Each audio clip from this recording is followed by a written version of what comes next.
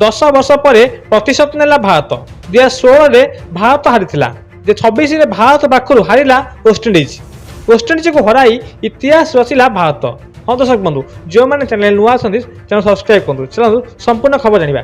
2016 मसीह भारत हारी आ 2026 मसीह वेस्टइंडिज हारा। 10 वर्ष पर प्रतिशोध नेला भारत। T20 विश्वकप 2016 मसीहा द्वितीय सेमिफाइनाल मुंबईर वानखेड़े स्टेडियम में भारत वेस्टइंडिज पाखे पराजय सम्मुखीन होता। प्रथम बैटिंग कर भारत 20 ओवर 152 रन करथिला एवं लक्ष्य को पिछा कर वेस्टइंडिज 19.4 ओवर 106 रन कर मैच जीतला, जहाँकि भारतीय प्रेमी हृदय को भांगी। वेस्टइंडिज भारत को परास्त कर फाइनाल पहुंचला और 2016 मसीह टाइटल जीतला।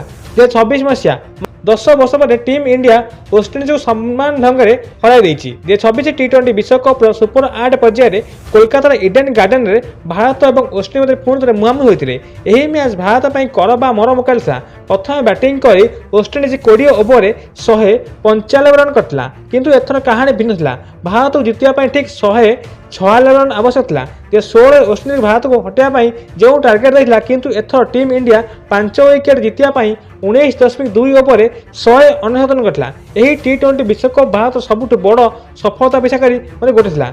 10 वर्ष पुराना क्षेत्र को सुस्थ करथिला भारत। यही विजय नायक थे संजू सैमसन, जी कि अप्रायत 17 रन करते। भारत ओपनिंग आसी शेष पर्यंत बैटिंग कर जिताई संजू सैमसन।